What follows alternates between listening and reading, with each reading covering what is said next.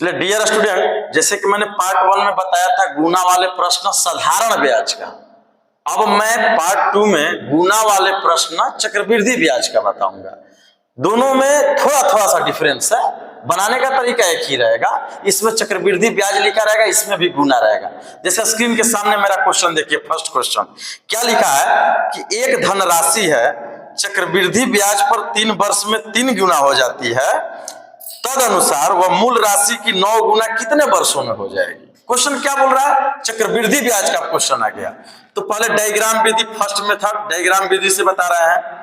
1 रुपया दिए हैं हम और 3 वर्षों में 3 गुना हो जा रहा है, 3 साल में ये 3 गुना हो रहा है, माने 3 हो जा रहा है। तो साधारण ब्याज में ब्याज बराबर चलता था, लेकिन चक्रवृद्धि ब्याज में गुना बराबर चलेगा। ये 3 साल में 3 गुना हुआ है, तो अगला भी 3 साल में यह 3 गुना हुआ रहेगा, माने 9।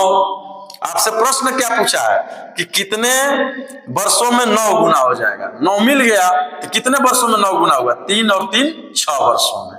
नहीं समझ में आया होगा, फिर से एक बार समझिए। 1 रुपया दिए, 3 साल में क्वेश्चन बोला है कि 3 गुना हो जाता है, 3 साल में 3 गुना हो गया।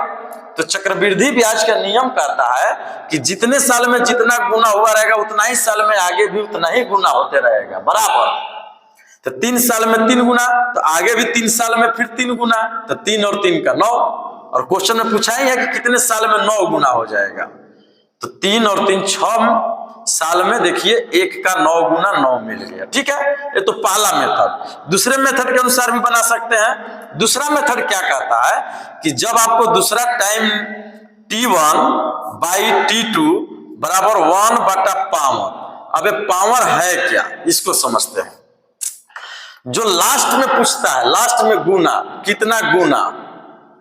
कितना टाइम्स, उसी को हम लोग पावर में बदलते हैं। जैसे लास्ट में क्या क्वेश्चन पूछा है कि कितने वर्षों में 9 गुना हो जाएगी, तो 9 गुना का पावर में जब हम लोग तोड़ेंगे तो क्या लिखेंगे, 3 पर पावर 2, यही लिखेंगे। यही 2 पावर जो है ये वैल्यू हम लोग यहां बैठा देते हैं। ठीक है, अब बैठा दीजिए। पहला टाइम, पहला साल दे दिया है 3 साल, तो 3 बाई दूसरा समय नहीं दिया है T2 बराबर 1 डिवाइडेड बाई पावर। पावर में कितना रखेंगे तो 2। अभी गुना हो गया तिरछा, तो टाइम T2 बराबर क्या निकला, 3 दूना 6 साल, जो कि आपके ऑप्शन नंबर सी में दिया गया है। तो यही मेरा आंसर हो गया। अब चलते हैं नेक्स्ट क्वेश्चन की ओर। इसी तरह इस क्वेश्चन को आप लोग एक बार देख लीजिए।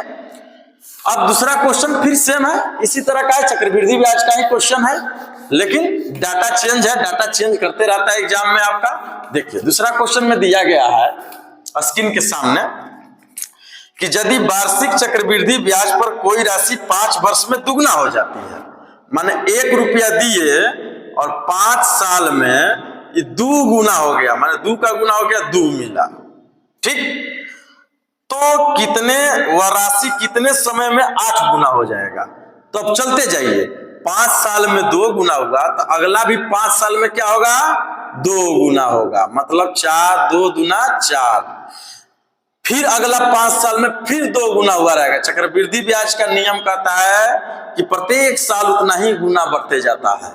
तो 4 दूना 8, और 8 गुना ही पूछा है, कितने साल में 8 गुना हो जाएगा। 8 हमको मिल गया, तो कितना साल हुआ टोटल, 5 5 10 5 15, यानी 15 साल में हमको यह 8 गुना मिल जाएगा। पहला मेथड तय हो गया। दूसरा मेथड क्या बताया है कि जो लास्ट में पूछता है कितना गुना, 8 गुना, उसको हम लोग पावर में लाते हैं। 8 को पावर में लाएंगे तो क्या लिखेंगे, 2 को पावर 3। ठीक, यही वैल्यू हम लोग पावर, क्या फॉर्मूला क्या होता है सेकंड मेथड का, T1 पहला समय बटा दूसरा समय बराबर 1 बाई पावर। अब ये जो 3 है ना, यही पावर है। अब वैल्यू रखिए, पहला समय कितना दिया है, 5 साल, दूसरा समय तो पूछ रहा है कितना साल के बाद, तो T2 उसी तरह छोड़ दिए, 1 बाई पावर में 3, तो 3। अब इधर गुणा हो गया, तो क्या हो जाएगा, T2 मतलब दूसरा समय जो निकला 15 साल में, जो कि आपके ऑप्शन नंबर सी में दिया गया है। तो इसी तरह मैं छोटे छोटे तमाम वीडियो लेते आते रहूंगा, ये सब इंपॉर्टेंट है प्रत्येक एग्जाम में। आप इजिली भाव से प्रत्येक वीडियो को शुरू से अंत तक समझिए, देखिए और मेरे फेसबुक पेज को फॉलो करते रहिए। बहुत बहुत तमाम दर्शकों, मेरे साथियों, मेरे डियर स्टूडेंट को तहे तहे दिल से धन्यवाद।